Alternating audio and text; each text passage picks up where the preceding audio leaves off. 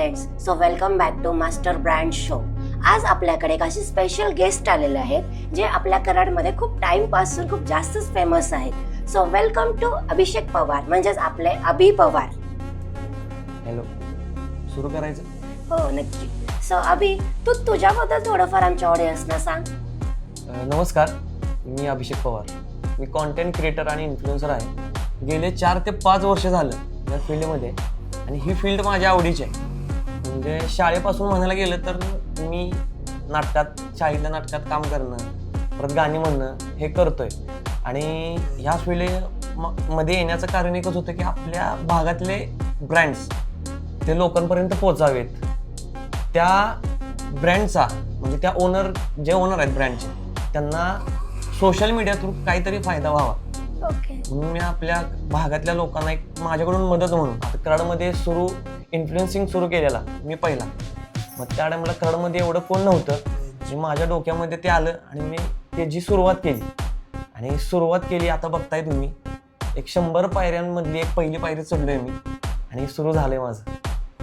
खूप छानच चालू झालेलं आहे. बरं, आता मला सांग, जेव्हा तू सुरुवात केलीस, पहिला व्हिडिओ किंवा पहिली रील तुला आठवतीये का? हो, ऑफकोर्स पहिली रील आठवते मला, कारण की त्या रीलची सुरुवात आज इथपर्यंत पोहोचली. त्या पहिला ब्रँड होता कराडमधलाच आपल्या. त्या ब्रँडचं नाव नाही सांगत मी. तिथून खरी सुरुवात झालेली माझी. आणि ती रील बघता आणि आत्ताची रील बघता त्या पिरियडमधला अनुभव कमी होता, पण ती सुरुवात केल्यामुळेच आज मी कुठं या सर्टन पिरियडवरती आहे, म्हणजे हळूहळू करतोय. सो ती रील होती आणि ती रील मला तर वाटत नाही की मी कधी विसरेन, कारण की त्या रीलमुळेच मला चांगली सुरुवात भेटली, एक ग्रोथ भेटली. बरोबर. मग ती रील तुला भेटली कशी, म्हणजे कसं झालं कॉन्टॅक्ट किंवा काय? तू ट्राय केला, अप्रोच केलास की समोरून आलं? आता स्टार्टिंग पिरियड होता. मी जेव्हा विचार केला की मला आपल्या कराडमध्ये हे गोष्टी करायच्या, तर मला स्वतः अप्रोच करायला लागलं. मी पहिले जे व्हिडिओज केलेत ते पहिले 10 व्हिडिओ माझ्याकडून फ्री केलेत मी. म्हणजे लोकांना कळावं की बाबा आपल्या कराडमध्ये पण अशी व्यक्ती प्रमोशन कोणतरी करते. मग ती पहिली व्हिडिओ आणि प्लस ज्या पुढच्या 9 व्हिडिओ होत्या त्या मी अशा फ्री केल्या. आणि त्या फ्री व्हिडिओचा, त्या पहिल्या 10 व्हिडिओचा मला आत्ता फायदा पडतोय की बाबा त्या टाइमला आपण लोकांपर्यंत पोहोचलो, लोकांनी एवढा प्रतिसाद दिला. मग आता ते चालूच आहे. ओके. मग ह्या सगळ्या गोष्टींसाठी स्टार्टिंगला फॅमिलीचा सपोर्ट होता का? खरं सांगायचं गेलं तर माझी फॅमिली ही म्हणजे आपलं शेती, घरचे सगळे फार्मर्स माझे. ओके. आणि ही फील्ड त्यांच्या ऑपोजिट. बरोबर. त्यांच्याकडून एकच बोलणं यायचं की बाबा तुझं पुढं करिअर आहे का, ह्याच्यात तुझा इन्कम काय, ह्यात पुढं होणार काय. पण मला माझ्या कामावरती विश्वास होता की बाबा आपण ह्याच्यामध्ये उतरले तर 100% आपल्याला सक्सेस भेटणार आणि आपण ह्याच्यामध्ये ग्रोथ करणार. आणि ती ग्रोथ हळूहळू करतोय. आत्ता कुठं जरा घरचे म्हणतात की बाबा तू करतोय चांगलं काहीतरी. मग त्याचा एक फीडबॅक म्हणायला गेलं तर माझ्यासाठी बेस्ट आहे, कारण की घरच्यांचा सपोर्ट नसताना मी एवढं सगळं केलंय. तसा किस्सा एक सांगायचा गेलं तर मी मध्ये महाराष्ट्र शाहीर मूवी केला, बऱ्यापैकी कराडमधल्या लोकांना माहिती आहे. मग तो मूवी करत असताना घरी माहित नव्हतं मी मूवी करतोय ते. त्या मूवीचं शूटिंग असायचं सातारा, वाई, पसरणी, भोर त्या भागात. माझं 10 दिवसाचं शेड्यूल होतं ते सगळं. आणि त्या शेड्यूलमध्ये मी त्यांचा कॉल टाइम असायचा 5चा. पहाटे मी घरातून उठून 3 वाजता जायचो. घरची विचारायचे, मम्मी पप्पा विचारायचे, बाबा एवढ्या लवकर उठून कुठं जातोय तू. मी त्या टायमाला काहीतरी खोटं बोलायचो, काहीतरी असंच ते बोलून दिवस काढले खोटं बोलून. मग जेव्हा तो मूवी थिएटरला आला, थिएटरवरून टीव्हीला आला, थिएटरमध्ये आला, तर तरी पण घरच्यांना माहित नव्हतं की बाबा मी मूवीमध्ये असं काहीतरी काम केलं. जेव्हा घरची सगळे बसलेले टीव्ही समोर, घरच्यांचा आवडता चॅनल म्हणजे स्टार प्रवाह मराठी. आणि मला माहित होतं रविवार होता की मूवी लागणार आहे. मी घरच्यांना म्हटलं की असं बघा, चांगला एक पिक्चर लागणार आहे, कसं वाटतंय बघा तुम्हाला. मी त्याचं शूटिंग बघितलंय. घरच्यांना मी, मम्मी, पप्पा, आजी आणि दीदी होतं. आम्ही सगळे बसलेलो फॅमिली एकत्र. मूवी लागला. मूवीच्या स्टार्टिंग नंतर 1 तासानंतर माझं काम चालू होणार होतं. सगळ्यांना स्टार्टिंग सुरू झालं, अचानक मी स्क्रीन लावलं. 1 hour नंतर. घरचे सगळे शॉक झाले. इथं कसं काय, तू हे कधी केलं? मग तिथून पुढे घरच्यांना कळायला लागलं की बाबा हा काय तर करतोय, धडपडतोय, म्हणजे याला ह्या गोष्टीसाठी नाकारत होतो, ती गोष्टी हो चांगली करतोय आणि ह्याचं चाललंय चांगलं. ओके, म्हणजे घरच्यांचा पण तिथून पुढे सपोर्ट हळूहळू यायला लागला. हो. आणि हे जेव्हा तू स्टार्टिंग केलंस, हा. मग कराड मधल्या ऑडियन्सचा कसा रिस्पॉन्स होता सुरुवातीला? आता जेव्हा मी सुरुवात केली, आता मी तुम्हाला जसं म्हणलं की कराडमध्ये सुरू करणारा मी पहिलाच होतो. मग कराडच्या आपल्या पब्लिकला ह्या गोष्टीबद्दल एवढं माहित नव्हतं की आपण सोशल मीडिया थ्रू कसं जावं, ऍक्टिव्ह कसं राहावं सोशल मीडियावरती. सगळे बॅनरबाजी चालू होते, बॅनरमध्ये फोटो लावणे, ऑफलाईन सगळं मार्केटिंग, ऑनलाईन मार्केटिंग कोणाला माहित नव्हतं. मी जसं चालू केलं मग तसं हळूहळू लोकांना सेन्स यायला लागला की बाबा ऑफलाईन मार्केटिंग पेक्षा ऑनलाईन मार्केटिंग बेस्ट आहे, कारण की त्याच्यावरती ऍक्टिव्ह जास्त आहेत पब्लिक. आता बघायला गेलं तर तुम्ही बघतायच सगळे मोबाईलवरती आहेत. मग जसं सुरू केले, पहिले व्हिडिओ पडायला लागले, व्हिडिओ व्हायरल व्हायला लागले. पहिले 5 व्हिडिओमध्ये मला एकच बर्डन होतं की बाबा की आपण हे करतोय ते लोकांना आवडेल का, लोक त्याला ऍग्री करतील का, ते एक बर्डन होतं. पण ते करत करत करत करत ते बर्डन पण कमी झालं, लोकांचा त्या गोष्टी मागचा अवेअरनेस पण वाढला. ओके, मग ते लोकांना कळायला लागलं. स्टार्टिंगला मी जसं तुम्हाला म्हटलं अप्रोच केलं मी, तसं त्यानंतर जे 10 व्हिडिओ झाले लोकांपर्यंत पोहोचले, लोक स्वतःहून अप्रोच करायला लागले म्हणजे मला की बाबा तू आमच्या शॉपमध्ये ये, आता व्हिडिओ बनव, प्रमोशन्स बनव. मग तशी ती सुरुवात झाली आणि लोकांचा, आपल्या कराडमधल्या सगळ्या पब्लिकचा फुल सपोर्ट आहे मला. आणि बघतोय मी पब्लिक आपली सगळ्यांना माहितीच आहे, आपली कराडची पब्लिक कशी आहे, सपोर्ट करायला लागली तर मग काय सुट्टी देत नाही. सो अभि, आता एवढं सगळं तू केलंस, बट कॅमेरा समोर प्रत्येकाला स्टार्टिंगला जमत नाही. मग तो तुझा जो कॉन्फिडन्स होता कॅमेरा समोर बोलायचा, तो कसा स्टार्ट झाला, कसा आला? आता मी तुम्हाला सांगितलंच की मला ह्या फील्डमधली आवड ही शाळेपासून आहे. मी तिथंच नाटकं करायचो, गाणी म्हणायचो, मग स्टेज कॉन्फिडन्स होता मला. पण कॅमेरा समोरच कॉन्फिडन्स मी पहिली वेब सिरीज करत होतो. म्हणजे मला कॅमेरा समोर जायचं कसं माहित नव्हतं. कॅमेरा काय असतो ते माहित होतं, पण कॅमेरा समोर गेले तुम्ही एक्सप्रेशन काय द्यायचे, अँगल कुठनं काय ते माहित नव्हतं. पण जेव्हा पहिली वेब सिरीज करायला गेलो, मला इझी वाटलं एकदम की बाबा काय आपण स्टेजवर करायचो, शाळेत आपल्याला आवड होती, आपण केलंय लोकांपुढं, तिथं पण होऊन जाईल. पण तिथं हजारो लोक असायची. पण कॅमेरा समोरचं आणि पब्लिक समोरचं काम करणे, त्या टायमाला मला कळलं की बाबा हे जमीन आसमानचा फरक आहे. तुम्ही पब्लिक समोर काम करताना बोलून जाता असं, पण कॅमेरा समोर तसं नाही. तुम्हाला एक्सप्रेशन द्यावं लागतात, म्हणजे डीप मधल्या गोष्टी हायलाइट करायला लागतात तुमच्या ऍक्टिंग स्किल मधल्या. मग त्या टायमाला पहिल्यांदा मी कॅमेरा समोर गेलो, खरं सांगतो माझं अंग कापत होतं, कळत नव्हतं काय करायचं काय नाही. पण तिथनं सुरुवात झाली, मग हळूहळू जसं कंटिन्यू कॅमेरा समोर यायला लागलो, कंटिन्यू कामं वाढायला लागली, तो कॉन्फिडन्स हळूहळू बिल्ड होत गेला. आणि बघताय तुम्ही आता मी कॅमेरा समोर आला तरी एवढा काय प्रॉब्लेम येत नाही, मी आराममध्ये बोलू शकतो, आता एवढं काय वाटत नाही आता. ओके, मग मला एक गोष्ट सांग, आता हे जे क्रिएटर्स असतात, क्रिएटर लाईफ म्हणजे सोशल मीडियावरची लाईफ आणि सोशल मीडियावरचा जो पर्सनॅलिटी आणि रिअल लाईफची जी पर्सनॅलिटी, त्यामध्ये काही फरक आहे का, सेम आहे, कसं? आता ते पुढचा माणूस बघतो त्याच्यावरती डिपेंड आहे. आता लोकांना काय वाटतं की फॉलोअर्स वाढले की सगळं संपलं, पण जेवढे फॉलोअर्स वाढतात तेवढं प्रेशर वाढतं, ही कॉन्टेंट क्रिएटरलाच माहिती आहे. आणि ती लाईफ मेंटेन करणं हे डिपेंड आहे जो कॉन्टेंट क्रिएटर असतो. तर मी तर माझी पर्सनल लाईफ आणि ऑनलाईन लाईफ म्हणजे सोशल मीडिया लाईफ ही माझी सेमच आहे. मी साधा आहे, ह्याच्यामध्ये काही जास्त माझं वेगळं नसतं. मी जसं कॅमेऱ्यामध्ये सेम तसाच माझ्या रिअल लाईफमध्ये, हे एवढंच आहे मला. कधी असं झालंय की एखादा व्हिडिओ तू अपलोड केलायस, त्याला व्ह्यूज नाहीत आले जास्त किंवा व्हायरल नाही गेला, म्हणून तुला असं अपसेट फील झालंय का कधी? 100% अपसेट फील होणार, कारण की आपण एवढ्या मेहनतीनं व्हिडिओ बनवत असतो, एवढ्या आवडीनं व्हिडिओ बनवत असतो, एवढा त्या व्हिडिओसाठी टाइम देत असतो, आणि त्या व्हिडिओला जर व्ह्यूज नाही आले तर 100% कोणी पण अपसेट होणारच. पण मी ह्या थिंकिंगनं चालतोय की व्हिडिओला व्ह्यूज आले तरी एवढा काही प्रॉब्लेम नाही, कारण की इन्स्टाचा अल्गोरिदम प्रत्येकाला माहिती आहे. इन्स्टा असू दे, युट्यूब असू देत, एखादा व्हिडिओ चालतो, एखादा व्हिडिओ चालत नाही. पण मी जास्त व्ह्यूजवरती फोकस करत नाही, मी कामावरती फोकस करतो. आणि काम जर तुम्ही बेस्ट दिलं तर 100% व्ह्यूज येतातच. आणि व्ह्यूज जर नाही आले तर स्वतःच आपल्याला सांगून घ्यायचं की बाबा का व्ह्यूज नाही आले, काय तर कमी पडले.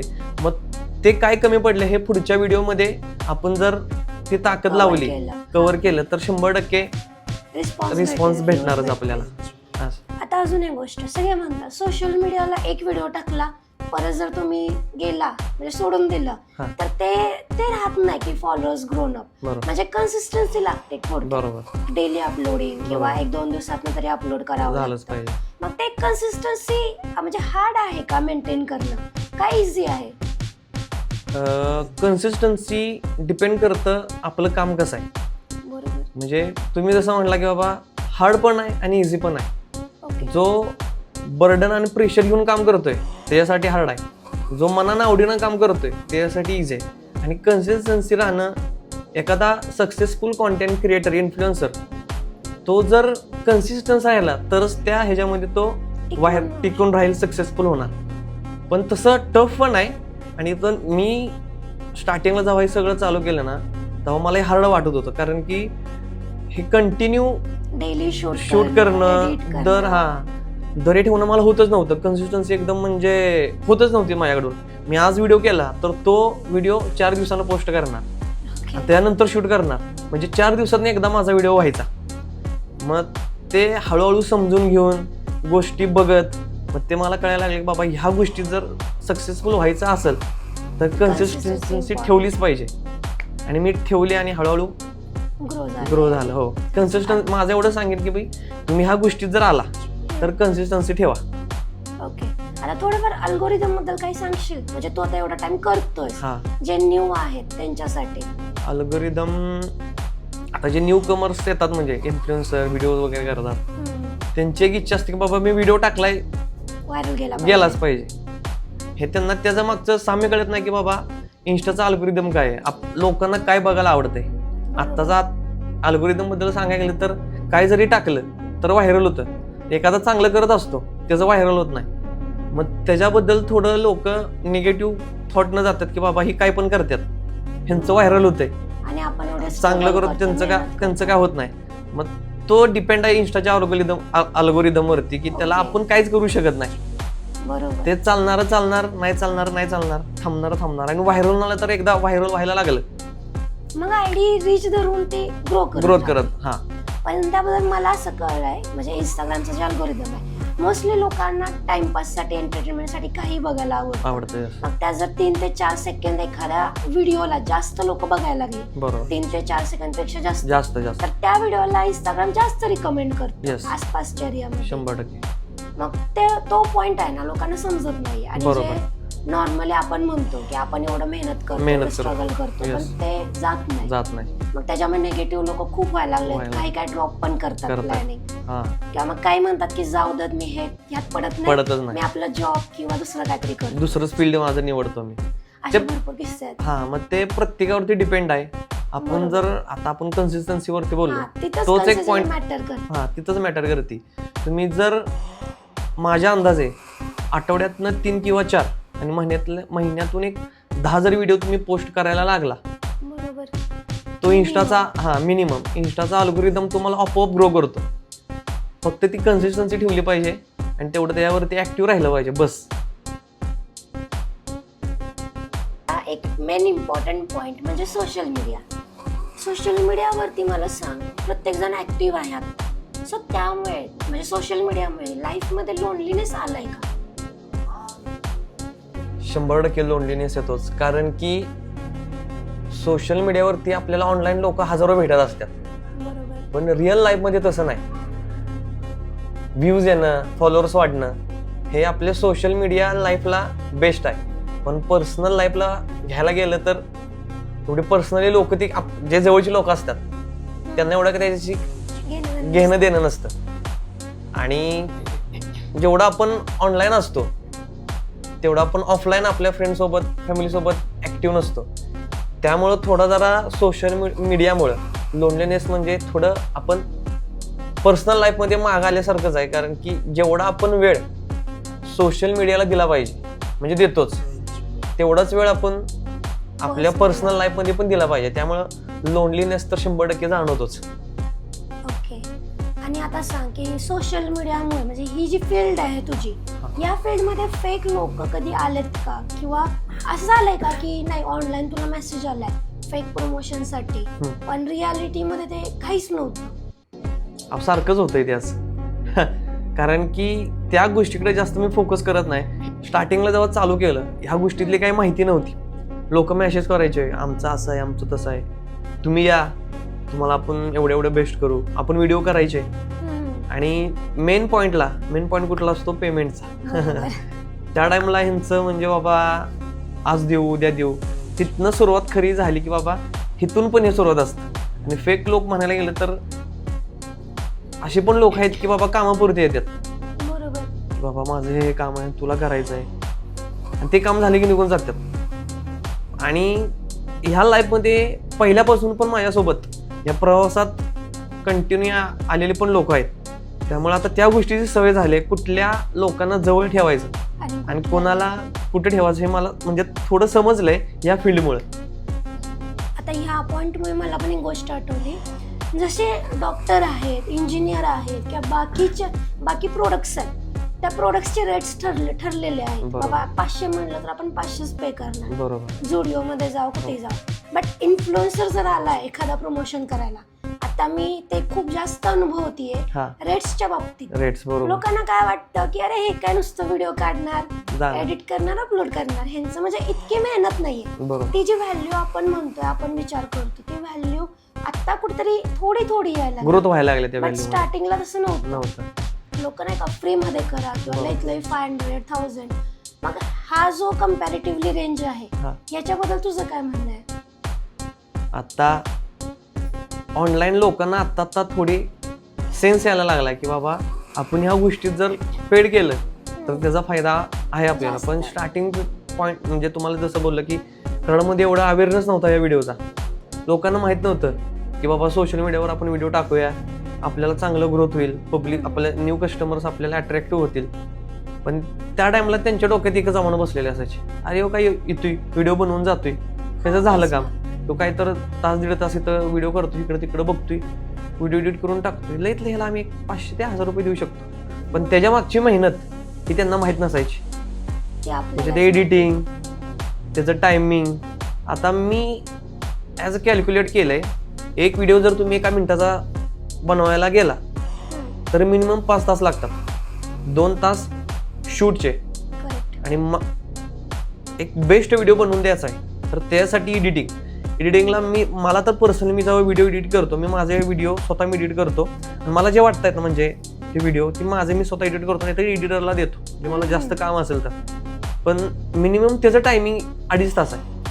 म्हणजे 1 मिनिटाची व्हिडिओ बनवायला आपल्याला 5 तास द्यावं लागतात. पण हे लोकांना माहित नाही. लोकांना काय वाटतं बाबा ह्यो येतो, याची 1 मिनिटाची व्हिडिओ आहे, 1 मिनिटाच्या व्हिडिओला असं किती वेळ लागत असेल बनवायला, 1 मिनिटाच्या व्हिडिओच्या घेतलं तर ह्याला आपण एवढेच पे करू शकतो. हे असे लोकांचा माइंडसेट झालाय. पण आता तो माइंडसेट बदललाय. लोकांना कळायला लागलाय की ह्याच्या मागचं किती प्रेशर आहे, स्ट्रगल किती आहे, काढावे लागतात, कॉन्टेंट बनवावं लागतो, व्हॉइस ओव्हर देताना पण विचार करावा लागतो, शब्द बोलू, कुठं काय बोलू, ते बोलताना पण असं विचार करून बोललो तर त्या शब्दाचा पुढं मिनिंग दुसरं नाही झालं पाहिजे. मग ते सगळं कळून आता लोकांना त्याचा अवेअरनेस आलाय. लोक आता चाललंय म्हणजे आता सगळं सोशल मीडियावरतीच जास्त करून फोकस आहे. आता कराडमधलं म्हणा नाही गेलं तर ऑल इंडिया, ऑल वर्ल्ड सगळं आता फोकस सोशल मीडियावरतीच आहे. ते तर आहे. आता मला सांग, हेट कमेंट्स मोस्टली स्टार्टिंगला येत असतील, कारण सुरुवातीला आपण जे करत होतो मला नाही वाटत की लोकांना ते एक्सेप्टेबल होतं. बरोबर. सुरुवातीला ते हेच म्हणायचे, अरे काम धंदा सोडून हे काय करतोयस. बरोबर. मग ते तसे हेट कमेंट्स कधी तुला फेस करावे लागले का, आणि त्याच्यामुळे तुला कधी इफेक्ट झालं का तुझ्या कामावरती किंवा तुझ्या रेग्युलर लाईफ मध्ये? मी जेव्हा ह्याची सुरुवात केली तेव्हा स्टार्टिंगच्या पिरियडला म्हणजे हेट कमेंट्स येत नव्हत्या. नंतर यायच्या, पण एवढ्या येत नव्हत्या. पण मिनिमम पिरियडला मी त्याच्यावरती फोकस केला की बाबा असं काय येतंय, मी त्यांना रिप्लाय करतो. पण नंतर कळलं की ह्या गोष्टीत हात घालून आपल्याला काही उपयोग नाही, ते जास्त वाढत जाणार. आणि ह्याच्यावर जर आपण फोकस केला तर आपलं मेन पब्लिक जे आपल्यासाठी बेस्ट कमेंट देत आहे, मी तर माझा पर्सनली फीडबॅकवाल्या कमेंटवरती जास्त फोकस करतो.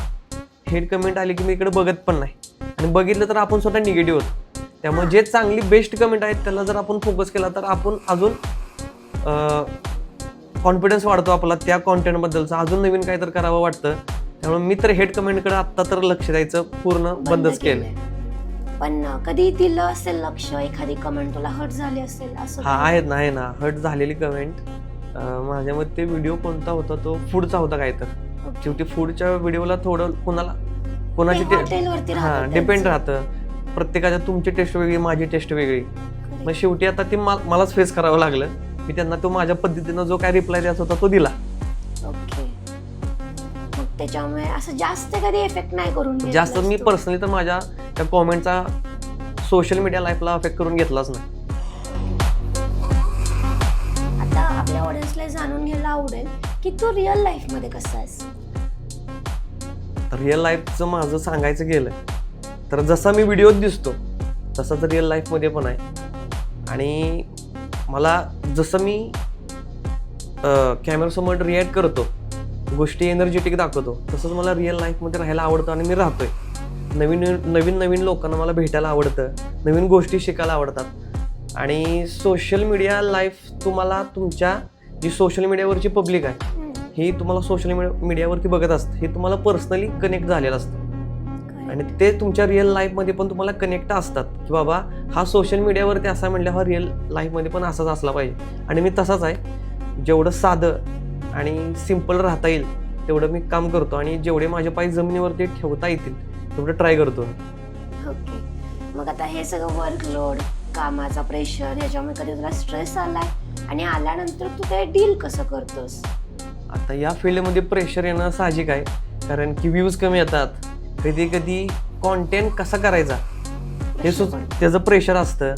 मग ते प्रेशर आलं की माझं एकच काम असतं, आपलं मित्रांबरोबर राहायचं, फॅमिलीमध्ये राहायचं. नाहीतर कुठं तर शांत ठिकाण आहे तिथं जाऊन एकटं बसायचं. एकटं बसलं की ते जे प्रेशर असतं सगळं निघून जातं. आणि मी तर जास्त, मला जर प्रेशर आलं तर मी मित्रांसोबत जास्त राहतो, कारण मित्रांची चेष्टा वेष्टा त्या सगळ्या गोष्टी असतात, तुम्हाला माहिती, फ्री होऊन जातो सगळं. आता त्या बाबतीत मी एक गोष्ट बोलेन. मी मॅव्हरिक कॅफे मध्ये होते तेव्हा मी बघितलेलं क्रिकेट खेळायचं चालू होतं. मग क्रिकेटचं आणि तुझं काही कनेक्शन आहे का? मोस्टली क्रिकेटचं कनेक्शन माझं, मी ॲज अ प्रोफेशनल क्रिकेटर आहे. मी 5वी पासून प्रोफेशनल क्रिकेट खेळतोय ॲज अ लेदर बॉलवरती. ओके. मग 11वी 12वी पर्यंत, 12वी पण नाही, मी BA थर्ड इयर पर्यंत खेळलो क्रिकेट. मग थोडे जरा फॅमिली सपोर्ट, बाकीचे पण इश्यू होते. मग त्या टाईमला मला त्या क्रिकेटसाठी म्हणजे सपोर्ट भेटला नाही मला. मग त्या टाईमला जर मला क्रिकेटसाठी सपोर्ट भेटला असता तर आज कॉन्टेंट क्रिएटर, इन्फ्लुएन्सर नसता, एक क्रिकेटर असता चांगला. मी पण मोठ्या ठिकाणी क्रिकेट खेळलोय. ॲज अ मी लेफ्ट आर्म पेसर म्हणून आमच्या क्लबकडून खेळायचो. आणि क्रिकेट माझ्यासाठी सगळ्यात बेस्ट हॉबी आहे. मला कॉन्टेंट क्रिएटर, ॲक्टिंग या क्रिकेट मला आवडतं. पण त्या टाईमला ते जे झालं ते झालं. शेवटी म्हटलं तर जाऊ देत, जी गोष्ट पुढं आपल्याला ठेवले वाढून त्या गोष्टीकडे फोकस करू. त्यामुळे जरा मी क्रिकेटमधून थोडा पाठीमागे आलो. ओके. नाही, मी बघितलं होतं. हा, क्रिकेट मला आवडतं एकदम. म्हणजे मला कधी जरी क्रिकेट खेळायला बोलवलं ना, मी तयार असतो. मी माझं शूट असेल आणि मला कोणी क्रिकेट खेळायला फोन केला, शूट कॅन्सल करून मी क्रिकेट खेळायला जातो. ओके. आता मग हे पण सांग की जसं तू आता सांगितलंस क्रिकेट बद्दल, बरोबर, तर इन्फ्लुएन्सर या फील्ड मध्ये एंट्री करायच्या आधीचा जो हॉबी होता, ज्याची स्कूल लाईफ, कॉलेज लाईफ, ज्याला काहीतरी बनायचं होतं, जसं तू आत्ताच क्लिअर केलं तुला क्रिकेटर बनायचं, बरोबर. मग थोडंसं ह्याबद्दल सांग. आता मी बालवाडीपासून सांगतो. मी शिकलोय नगरपालिकेच्या शाळेत. आमची शाळा होती 9 नंबरची. तर 1ली ते 4थी माझं शिक्षण झालं. परत 5वी ते 10वी मी टिळक हायस्कूलमध्ये होतो. 11वी 12वी कॉमर्समध्ये केली. मला सायन्समधनं करायचं होतं. 10वीत मार्क कमी पडलं, त्यामुळे मी कॉमर्स घेतलं. आणि 11वी 12वी इथून केली कॉलेजमधून, आपल्या कराडमधल्या. आणि नंतर चाललं होतं की बाबा आता आपल्याला काहीतरी आता डिसिजन, लाईफचा डिसिजन होता, कुठं तर बेस्ट घेतलं पाहिजे. मला जायचं होतं पुण्याला ॲक्टिंग क्लासेसला. तिकडं. हां, पण ते घरच्यांनी मला नाही म्हणले की तू हे नको करू, तू आता हे तर पुढचं एज्युकेशन कर आणि काय असेल तर ते झाल्यानंतर तू बाकीच्या गोष्टी कर. मग ते मला आत्ता ते योग्य वाटतं की त्या टाइमला मी घरच्यांचं ऐकलं आणि ते माझं एज्युकेशन केलं. कारण की ही फील्ड अशी आहे, तुम्हाला कधी पण वर नेऊ शकते, कधी पण खाली आणू शकते. मग त्याला सपोर्ट म्हणून काहीतरी पाहिजे आपल्याला. हां, मग मी BBA केलं कॉलेजमधून, परत MBA केलं. MBA झाल्यानंतर मी 1 वर्ष जॉब केला. मी जॉब ॲज अ HR म्हणून होतो मी पुण्यात. मग जॉब करत मी या सगळ्या गोष्टी करायचो. मला सॅटर्डे संडे सुट्टी असायची. मंडे टू फ्रायडे मी तिकडं वर्क करायचो. सॅटर्डे संडे इकडून इकडचे शूट करायचो आणि परत तिकडं जायचो. असं 1 वर्ष केलं. पण एका वर्षानंतर असं मला वाटलं की बाबा ह्या दुनियेतलं एक काहीतरी केलं पाहिजे. मग जॉबसाठी मी थांबलो आणि मग ह्या गोष्टीवर जरा जास्त फोकस केलाय. मग ते तुझं जे मॅनेज करायचं होतं सॅटर्डे संडे आणि मंडे टू फ्रायडे, ते होत होतं का इझिली नव्हतं होत. एकदम टफ होतं. कारण की फ्रायडेला कंपनी सुटली की मी 6 वाजता निघायचो. नाही वाकड्यामधनं निघायचो मी. अच्छा, ओके. 6 वाजता निघायचो. 6 वाजता पोचून 9-9:30 वाजेपर्यंत कडामध्ये असायचो. तिथनं पुढे उद्याचं सॅटर्डे संडेचं शेड्यूल, ते सगळं शूट्स वगैरे कव्हर करून परत कधी कधी संडेला पण बसायचो, नाही तर मंडेला लवकर 6 वाजता बसून कंपनीत 10 वाजेपर्यंत पोहोचायचो. हे एकदम टफ होतं आणि त्या सगळ्या स्टेजमध्ये माझी हालत एवढी भयानक झालेली, तब्येत एकदम पाक म्हणजे वाट लागली सगळी माझी. पण म्हटलं आता बस आपण ह्या दोन्हीतलं एक काय तर करू. मग ते हा फील्ड निवडली मी आत्ताची. मग तू असं का नाही केलं, पुण्यात शूट का नाही स्टार्ट करायचा विचार केला जॉब करत करत, की नको वाटलं? आता ते म्हणतात ना, बाल्य किल्ल्यात नाव असेल तर बाहेर नाव विचारतात तुम्हाला गावातच तुमच्याकडून विचारत नाही तर बाहेर विचारून काय फायदा. मी म्हटलं की बाबा आपलं जे हक्काचं गाव आहे त्या गावातनं सुरुवात केलेली कधी पण बाहेरचे माणसं तिकडचे बिझनेस प्रमोट करण्यापेक्षा आपल्या भागात पण मोठे मोठे बिझनेस आहेत, त्याचा फायदा आपल्या लोकांना होऊ देत, त्या बिझनेस ओनरला होऊ देत, जेणेकरून आपल्या इथल्या लोकांचे बिझनेस ग्रो होतील, त्यांना त्यातनं चांगला इन्कम सोर्स चालू होईल. ते एक माझं काम होतं. म्हणून मी बाहेर पुण्या मुंबईतून नाही चालू केलं, माझ्या हक्काच्या कडामधून चालू केलं. ओके. आता एक इम्पॉर्टंट नाही म्हणू शकत, बट जस्ट असंच फनी क्वेश्चन आहे, लव्ह आणि करिअर दोन्ही मध्ये तू काय बोलशील, कुठलं इम्पॉर्टंट आहे, कसं काय तुझ्या थिंकिंग नुसार सांग. अवघड प्रश्न विचारला तुम्ही. आत्ताच्या सिच्युएशनला तर सांगायचं गेलं तर मी करिअरला जास्त फोकस करेन. कारण की आत्ताच टाइम आहे तो आपण पर्सनली बिल्ड करू शकतो, स्वतःला ग्रो करू शकतो. आत्ता जर आपण ग्रो केलं नाही तर परत करून उपयोग नाही, कारण परत करताच येत नाही. बाकीच्या सगळ्या गोष्टी पुढे असतात, आपल्याला फॅमिली असतं, सगळ्यात असतं. पण आत्ता तर मी असं नाही की मी लवला जास्त आत्ता हे करत नाही. सर्टन पिरियडला एखादी व्यक्ती आली तर 100% मी त्याला फोकस करणार. पण आत्ता सध्या तर मी करिअरवरती फोकस करतोय. ऑब्व्हियसली, कारण एक टाइम पिरियड असतो बरोबर आपल्या टर्निंग पॉइंट, तो जर आपण मिस केला तर परत इन फ्युचर मग काय होऊ शकत नाही. मग तेच आता चालू आहे, त्यामुळे मी आता करिअरला जास्त फोकस करतोय. सो आपल्या मास्टर ब्रँड शो मध्ये ना जो कोणी गेस्ट येईल त्याच्यासोबत आपण एक गेम घेतो, ती म्हणजे रॅपिड फायर. ती घेऊयात? 100%. ओके. सो फर्स्ट आहे रील्स की real life? Real life. Fame की पीस? पीस. कॉफी डेट की long drive? Long drive. Okay. आता मला सांग सिक्रेट टॅलेंट. सिक्रेट टॅलेंट असं माझं काय नाही, जेवढं टॅलेंट आहे ते मी आपलं कॅमेरा समोर दाखवतो. पण असं मला पण अजून कळलं नाही माझं सिक्रेट टॅलेंट काय. Okay. Celebrity crush? Pooja Sawant. Tea or coffee? Coffee. Money or passion? Passion. Okay. Cricketer or influencer? Cricketer. Always cricketer. So आता जे क्रिएटर्स आहेत त्यांच्याबद्दल लोकांना म्हणजे असतंय की सक्सेसफुल झालेत, एवढे फॉलोअर्स आहेत, पण म्हणजे सक्सेस झालेलं दिसतं, पण त्याच्या मागची जी गोष्ट असते, जो स्ट्रगल असतो तो दिसत नाही. मग एक क्रिएटर बद्दल असं ट्रूथ जे लोकांना माहित नसतं किंवा क्रिएटर्स बोलत नाही. भारी प्रश्न आहे, कारण की लोकांना 1 मिनिटाची रील दिसत असते. बरोबर. लोकांना काय वाटतं बाबा 1 मिनिटाची रील आहे, ही झाली असेल लगेच. पण ती रील बनवायला केलेली तयारी, गेलेला वेळ आणि त्याच्यासाठी पूर्ण लावलेली ताकद ही लोकांना माहित नसते. आता मी क्रिएटर आहे, मला माहिती आहे, बाकीचे पण क्रिएटर लोक आहेत, त्यांना माहिती आहे की 1 मिनिटाची रील बनवायला तुम्हाला मी मगाशी जसं सांगितलं की किती मेहनत लागते, किती मन लावून काम करायला लागतं. मग ती लोकांना माहित नाही. लोक काय करतात, रील आली ढकलपुढ, रील आली ढकलपुढ. पण वेगळं आहे गणित सगळं, कारण की क्रिएटर बनणं ही काय सोपं काम नाही. पेशन्स पाहिजेत, कन्सिस्टन्सी पाहिजे. ह्या सगळ्या गोष्टी असतील तरच तुम्ही ह्या फील्डमध्ये राहू शकता. आणि न्यू कमर्सला मी एकच सांगेल की ह्या फील्डमध्ये जर तुम्हाला यायचं असेल तर तुम्ही कन्सिस्टन्सी एकच ठेवा. 100% तुम्हाला ह्यामध्ये ग्रोथ भेटून जाईल. कारण मोस्टली ही पण गोष्ट आहे ना की ठीक आहे, कॉन्सेप्ट काढला, शूट केलं, एडिट केलं, अपलोड केलं. अपलोडिंग नंतर काय, व्ह्यूज येत आहेत, नाही आहेत, कमेंट्स येत आहेत, कमेंट येत आहेत. आणि जसं आता सांगितलं, सस्पेंड वगैरे पण होत आहेत, कुणाचे आयडी डायरेक्ट बॅन केले जातात. बरोबर. मग बॅन झाल्यानंतर त्यांचं जे स्ट्रगल असतं 1 वर्षाचं 2 वर्षाचं सगळं ऑलमोस्ट सेम तसं माझ्याबरोबर झालंय. माझीच आता आयडी तशी डिॲक्टिवेट झालेली, म्हणजे दुसरी वेळ होती.